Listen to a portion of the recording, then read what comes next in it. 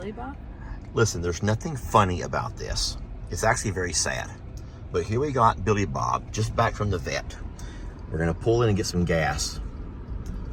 And we passing by two of BillyBob's former friends. And Billy, hey, look, he won't even look at him. Look, Billy, he won't even look at him. Oh, he's looking. He's like, He's hey, like, oh friend. shit, don't let him see me. He's like, don't let him see me.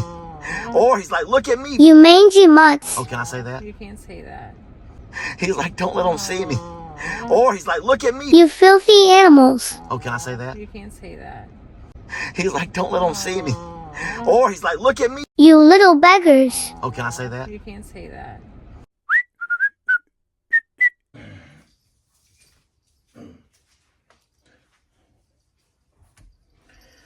Well, hey folks, Lester here, and I feel very blessed that I get the distinct honor of being able to give BillyBob his very first bath. Now, we don't know how he's going to do here, so we're going to go real slow at this, and it's okay. I'm going to just be real gentle. We do have a medicated shampoo that we were prescribed from the vet. And in case you're wondering, we are, in fact, at Longhorn Lester's. There you go, buddy. Here, buddy. We are at Longhorn Lester's, and I am in the sink here in the kitchen area. What I'm going to do is try to find the right temperature of water. BillyBob is absolutely hiding his head in my arms. He doesn't want to see this. He doesn't want to do this, I know. And I'm going to make sure that we do this as painlessly as possible, but it has to be done. It absolutely has to be done. I know the quality of video, oh, my little guy. I want to try to get to where you all can see better, but I got to get the temperature right first before we put any water on him. So I'm afraid he's going to be scared of the stream of water, so I'm going to move the stream of water out of the way, and we're only going to use the cup. It's at a good temperature right now, so we're not worried about anything. I'm going to start low and work our way up. This is the same way we do when we have to bathe our horses. You always start low. Uh-oh, there goes my dish towel, which is fine. Start low and slowly work your way up. So obviously it may have been a while, if ever, that he's had a bath. And all I can say is that the temperature is right. We have a good temperature, so it's not cold, it's not hot. All right, so that's all I'm going to wet him for now. At this point, I'm going to put some shampoo. Uh-oh. Now, the vet did say that because of some of the abrasions on his skin, this may burn a little bit. So she said expect him to be a little jumpy, maybe even whiny, as we lather this stuff into his skin. But this has to be done, my friends. Has to be done. And like I said, it could have been, I mean, if he's 3 years old, who knows if he's ever been bathed? The way he's clutched onto me. Now, the water's a little bit hot now, so I've got to go a little bit too far. So what we're going to do is just lather it in real good on his lower extremities. Are you videoing? Can you come adjust my camera a little bit for me? It's a little bit too low, and I'm missing some good facial. I didn't know he was going to jump up to my arms like he's done. It needs to be loosened up there and raised. There you go. Just so we get a little bit higher so we can see him, if you can. All right. Oh, boy. That's a lot better. So, uh-oh, it fell. Well, that's good right there. We can see him now. So this is BillyBob's very first bath. We want to thank y'all for joining us on this. And we are using a medicated and prescribed shampoo from the vet. And then this is going to sound gross, Jamie. Yeah. But what'd she say? We have to kind of scrape open some of the abrasions to get the shampoo into the areas, if that makes any sense to you guys at all. It's called debriding. Debriding? Debriding. So what I'm doing, I'm just using my nails. I'm not using any kind of tool, and that probably grosses a lot of you ladies out to imagine what could be under my nails, lurking under my nails. But what I'm doing is just kind of slightly rubbing the shampoo into the little areas I feel, the abrasive areas. So water therapy is really important on these wounds here. I know Lester talks about like debriding with his nails. In reality, the water is enough, but they had some pretty thick skin and hair in them from being shaved, because when we shaved him at the vet's office, those were actually open wounds, so they were sticky. If you've ever had like a scrape or something like that, that's what that was like. So Lester's saying he's using his nails. It wasn't like he's digging in. He was trying to get all of this junk that's on it off. And it's off. But those came from his mats literally being like growing into his skin and him trying to pull them off with his teeth, and they just were festering wounds. And that sounds gross, I know. But now that they're breathing, and we're cleaning them with antimicrobial and antifungal, anti-everything. So we're going a little bit higher now, so this thing gets a little bit sloppy. This is where I normally get wet, but it's okay. And video Stella behind you right there. Stella is so pleased that this is not her today. Yeah, it's not her turn today. But Lester's getting really good at this bath thing. I love having a part in this. Now, BillyBob is going to get his flea treatment next after we get him all dried off. He's not quite ready yet, though. We're going to get a little bit higher up on around the neck, and I know he doesn't like that. No, he doesn't. That's the hard part. It's okay, sweetie. Maybe I'll use the cup here. Yeah. All right. So I'm going to go to the cup and just kind of rinse. What you don't want to do is leave the water. The soap. No, I was going to say leave the water in the sink and use that to rinse them with. You have to leave the water running. A lot of folks would say turn off the water. It wouldn't be quite so scary. But if you don't have, I don't want to take dirty water and rinse with that dirty water and put all this stuff back on him again. So we got to leave the water running. Well, in this special case, we have to get, this is medicated shampoo, and you have to get it off of his skin. And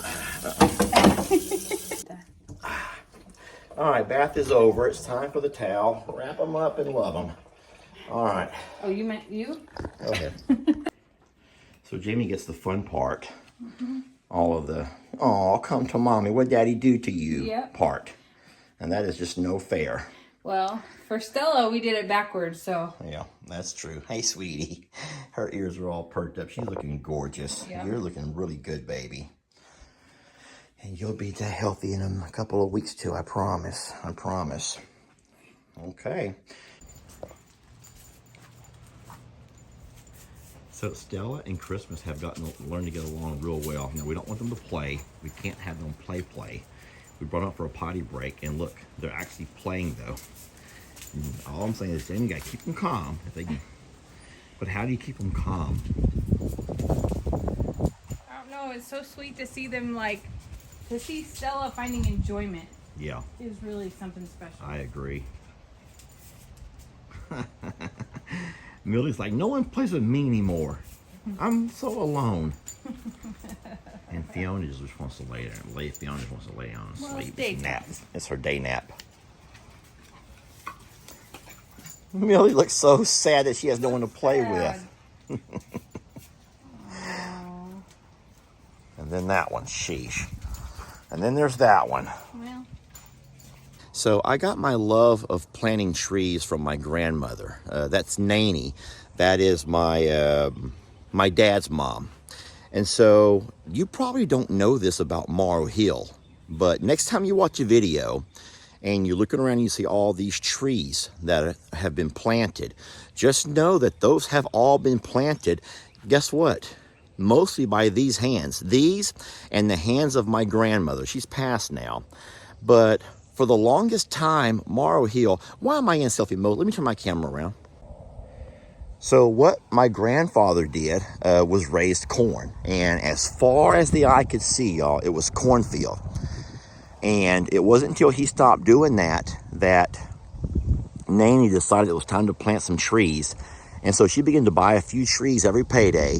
And then when they would come in, she and I would walk out together and plant them. Now, I was only a kiddo. I mean, I was a little bitty guy. But I'd follow her around, mostly in the fall. We'd always plant our trees in the fall. She said it was always better and easier for your trees to plant them in the fall. But we'd walk around every single day, and we'd take the post hole diggers or a shovel, whatever we had, and we'd plant trees.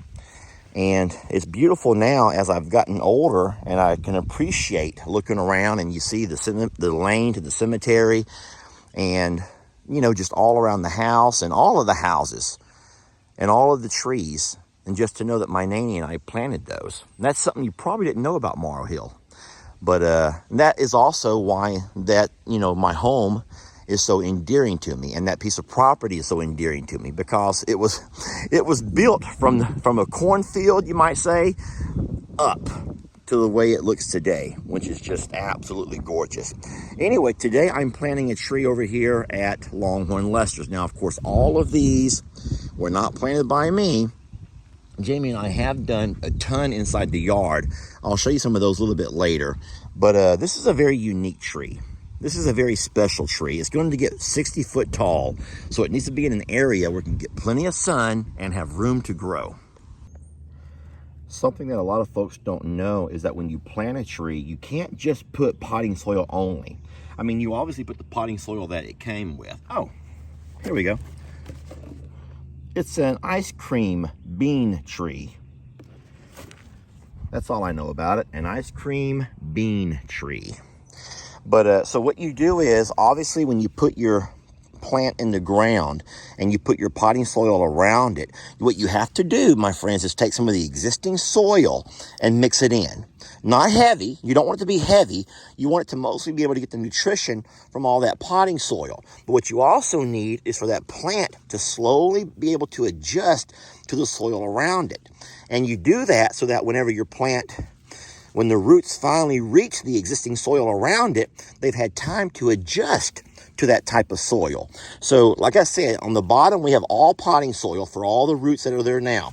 But we want to slowly blend in some of this over here, this clay, in this case, some silt and clay. And so this plant can slowly adjust, and it will never have a hard time once those roots extend past the hole that we dug.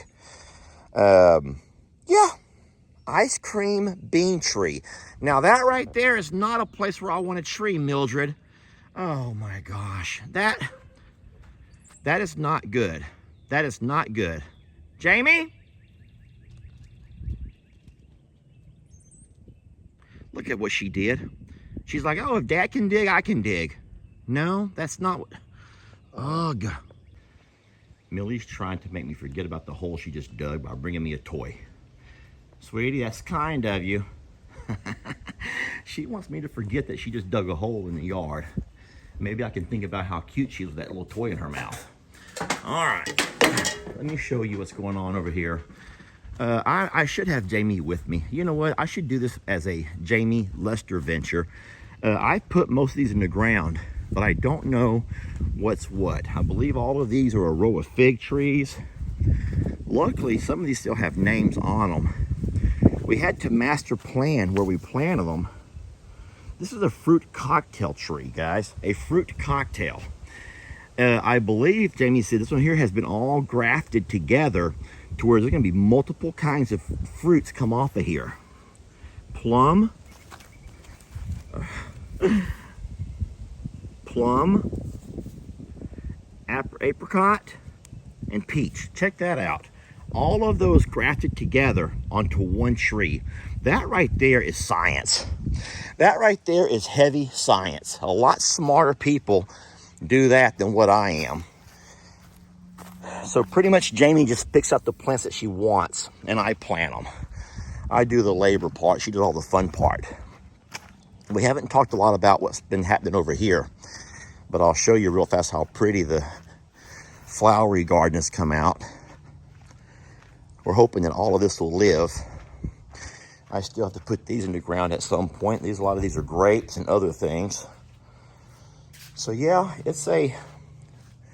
I know it's not the best time of year to be planting. Like I said, my nanny taught us to always plant in the fall when a lot of the roots are dormant. But we're planting now. Just gonna take a chance. Lots of water, lots of TLC, and we're just gonna take a chance on it all. And of course, you already know that I have the entire fence outlined in trees. We've made that video before. I'm not gonna repeat it now, but yeah, the entire fence line all the way around, the entire upper yard here is outlined. and trees that we've planted. And that's pretty cool. It's going to be beautiful, y'all. It's going to really be beautiful when all of the orchard trees begin to grow and produce fruit. So that's going to be years from now, though.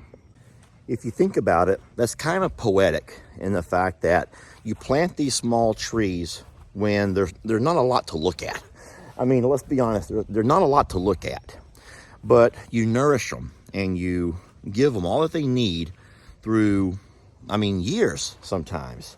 And then it takes a while for these trees to ever produce anything, be it, you know, something beautiful or be it some kind of a fruit. And isn't that the same way it is with kids, if you think about it? So as a teacher, we always knew that you plant the seed with that child, be it whatever grade you're teaching, you plant that seed, and you may not see much result in that one school year. But you have to believe that the seeds that you're planting inside that child's mind and in that child's heart, you know, the love that you show, the compassion, the life lessons, more so than the math lessons and more than the reading lessons, but the life lessons are going to one day produce and make the world a better place. And you kind of have to believe that. And that right there gives you purpose as a teacher. I mean, it's not the money. People do not teach for the money. And but they do teach because they want to make a difference. And it's nice at my age to be able to see so many students who I taught now have become adults and to see what they're doing with their lives. And it's very fulfilling to know that maybe at some point, you know, you played a little bit of a role in that. And that's always special.